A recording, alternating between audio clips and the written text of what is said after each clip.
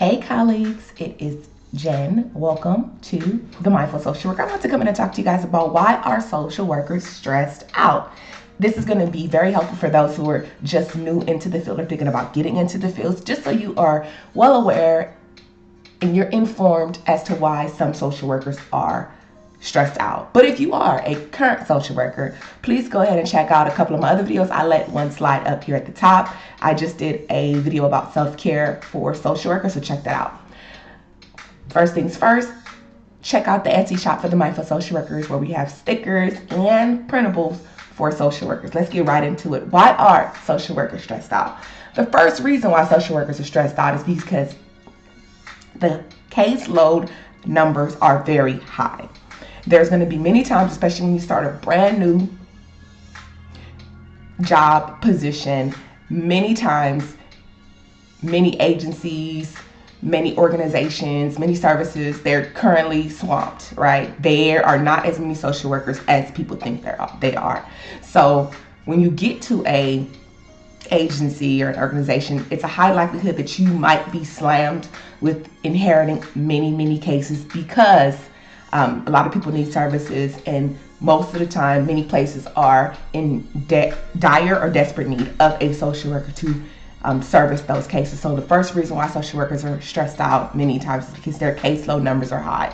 Now, depending on your agency, depending on the type of position you have, there's a range of caseload numbers. I know for myself, I've had as high as 32 cases, and I've had as low as 7 cases, right? When I have 7 cases, I feel like I am like the super social worker. When I had 32 cases, I was drowning. I felt like I was only doing the bare minimum for every client. The next reason why social workers are stressed out is because they're a high turnover rate, right? There's many times, many people get into social work and they quickly realize it is nothing like what you saw in your internship. It is nothing like you read in the books. And many of the families, clients, parents, moms, many times the clients that you are going to be servicing, the customers, consumers, whatever your agency or service or organization calls it, many of the times they're so inundated with so many things that social workers did not understand what they were actually getting themselves into, right? They didn't actually know what they were going to be doing as far as their job description, because there's a loophole in a lot of these job descriptions. It also tells, it always says something to the effect of, these are the basic job descriptions, but they're not limited to these,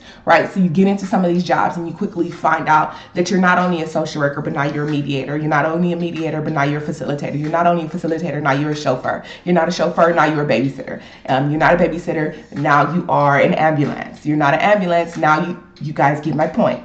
You now are no longer a social worker solely. You're all these other things. You're a liaison, you're a support system, you're a coach. It's all of these things, and you probably didn't sign up for that. So many times your caseloads might be high when you get somewhere because of the high turnover rate, because many people quit. They get into the social work position, industry, and they quickly find out, this is not what I wanted. So this is another reason why social workers are stressed out. The next reason why a lot of social workers are stressed out is because for those of us who are social workers, or if you're brand new at social work, you are going to, again, quickly learn that there are many restrictions and requirements and deadlines just for you, okay? There are lots of things that are always due. I always ask the question to my upper management, or let me not say always, I have posed the question to my upper management. If everything here is urgent, then what actually is urgent, right? Again, I'm going to suggest you go look at my other video where I tell you, or I suggest to you, I think I talk about this in the video where I talk about, before you become a social worker, some things to think about. But one of the things you can do to kind of get this under wraps when you are a social worker, if everything is urgent, you want to sit down with your supervisor, your immediate supervisor, and you want to find out, while you are aware that everything is important, and you know that there's a requirement, there's a deadline, something is always due as a social worker, right? It's always due, whether it's you having to visit a client, whether it's a report, whether it's a referral. there's always something due. So you sit down with your supervisor and you find out, okay, while I know everything is due, let's sit together and let's rank what is due so that I can get this done. But that is the reason why social workers are stressed out. It's because there's always a deadline, there's always a requirement. And to go along with this, what's also a reason why social workers are stressed out, there's all these policies that are supposed to guide the way you operate, the policies, the procedures, the steps, and the things that you need to take. But again, for those of us who have been doing this for a while, and let's have a very private conversation on a very public platform, let's be honest. Most of the times, policy is not an issue until it has to do with you possibly doing something wrong, right? Many a times, if you can skate by and do something that a agency, a organization needed you to do, and it's against policy, it's all good. It's okay. But then the moment you do something wrong, now everybody wants to pull out policy. Also, policy stresses a social worker out because there's going to be times when you want to help your client, but because you are red taped with so much policy, you will be unable to, because if you do, you're going to violate policy. And if you violate policy and it goes wrong, now you're in trouble. So that is another reason why social workers are stressed out, is because of policy. The last reason why social workers are stressed out is because many a times you'll get or you'll inherit a difficult or complex case and or client. There's been many times and many days where my caseload was very quiet. It was just one or two families that were difficult, right? So it's hard to work with the client. Or I've had clients and I've had families that are complex, right?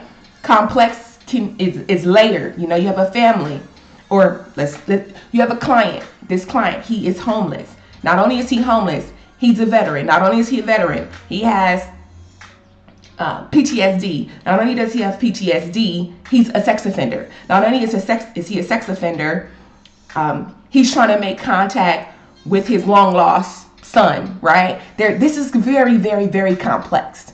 And if you want to service a family right, some cases will take you more time to manage than other cases, and that can cause for a social worker to feel stressed out.